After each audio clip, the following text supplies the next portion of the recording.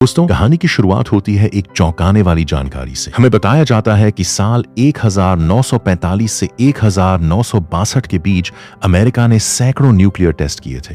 कहा जाता है कि इन टेस्टों की रेडिएशन का असर वहां रहने वाले लोगों की आने वाली पीढ़ियों पर भी पड़ा, लेकिन सरकार ने इस बात को कभी खुलकर स्वीकार नहीं किया। इसी डरावनी बैकग्राउंड के साथ हम पहुंचते हैं न्यू मैक्सिको के सुनसान रेगिस्तान में। कुछ वैज्ञानिक वहां रिसर्च कर रहे होते हैं कि तभी अचानक एक खून से लथपथ आदमी उनके सामने आकर मदद मांगता है, लेकिन अगले ही पल वो पागलों की तरह उन सभी पर हमला कर देता है और किसी को भी जिंदा नहीं छोड़ता। अब कहानी आती है एक पुराने गैस स्टेशन पर, जिसका मालिक जैक होता है। वो किसी रूबी नाम की लड़की को आवाज लगाता है, लेकिन उसे कोई जवाब नहीं मिलता। थोड़ी देर बाद उसकी नजर बाहर रखे एक बैग पर पड़ती है। पहले तो वो गुस्से में कहता है कि अब वो किसी की मदद नहीं करेगा, लेकिन लालच में आकर बैग अंदर ले जाता है।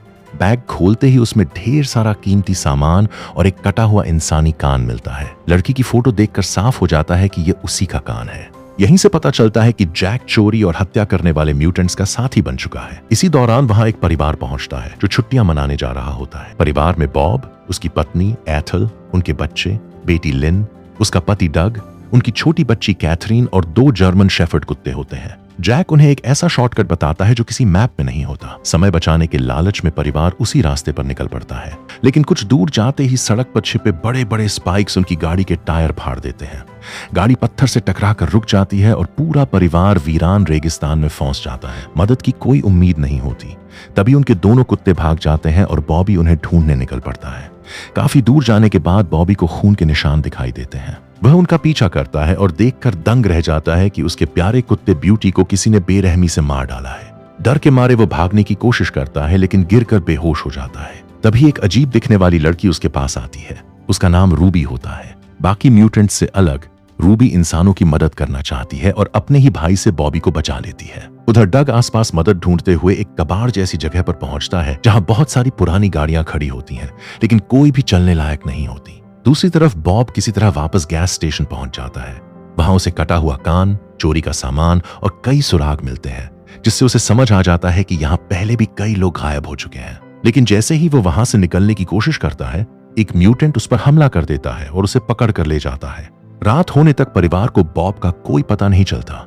इसी बीच डग बॉब को ढूंढते हुए एक जगह पहुंचता है, जहां वो बुरी तरह घायल पड़ा होता है। डग उसे उठाकर वापस ट्रेलर के पास ले आता है। उसी समय बाकी म्यूटेंट्स बॉब को जिंदा जलाकर पूरे परिवार के सामने मार देते हैं, ताकि सबके दिल में डर बैठ जाए। इसी अफरा तफरी में लिजर्ड नाम का म्यूटेंट ट्रेलर के अंदर घुस जाता है। वो कैथरीन को बंधक बना लेता है और परिवार पर हमला कर देता है। एथल उसे रोकने की कोशिश करती है, लेकिन गोली लगने से उसकी मौत हो जाती है। फिर लिन भी अपनी बेटी को बचाने की कोशिश में मारी जाती है। अगली सुबह डग अपनी बेटी को बचाने की कसम खाता है।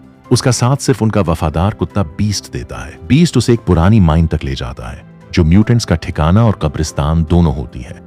डक चुपके से अंदर घुसता है और आखिरकार अपनी बेटी कैथरीन तक पहुंच जाता है। वह उसे लेकर जाने ही वाला होता है कि तभी पीछे से कोई उस पर हमला करके उसे बेहोश कर देता है। जब उसे होश आता है तो वह खुद को एक बड़े फ्रीजर के अंदर पाता है। उस फ्रीजर में कई इंसानी लाशें पड़ी होती हैं। उन्हें देखकर वो बुरी तरह डर जाता है। जैसे ही वो वहां से बाहर निकलता है, उसकी मुलाकात बिग ब्रेन नाम के म्यूटेंट से होती है। वही बताता है कि सालों पहले न्यूक्लियर रेडिएशन ने उन्हें इस भयानक रूप में बदल दिया था। अब वे इंसानों से नफरत करते हैं और उन्हें अपना दुश्मन मानते हैं। इसके बाद डग और म्यूटेंट्स के बीच जबरदस्त लड़ाई शुरू होती है। एक म्यूटेंट उसकी 2 उंगलियां काट देता है, लेकिन डग हार नहीं मानता।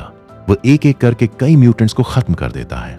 दूसरी तरफ बॉबी और ब्रेंडा भी ट्रेलर के आसपास जाल बिछा चुके होते हैं। म्यूटेंट्स का सरदार जुपिटर बदला लेने पहुंचता है, लेकिन इस बार परिवार तैयार होता है। जुपिटर उनके लगाए ट्रैप में फंस जाता है। वहीं लिजर्ड आखिरी बार हमला करता है, लेकिन डग उसे गोली मार देता है।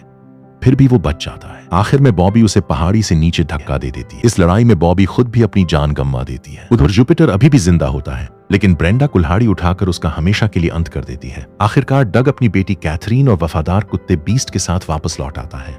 बचे हुए लोग एक दूसरे को देखकर राहत की सांस लेते हैं, लेकिन फिल्म के आखिरी सीन में कैमरा दूर पहाड़ियों की तरफ जाता है, जहां कोई अंधेरे में खड़ा उन्हें देख रहा होता है। यानी खतरा अभी पूरी तरह खत्म नहीं हुआ, और इसी डरावने संकेत के साथ फिल्म खत्म हो जाती है।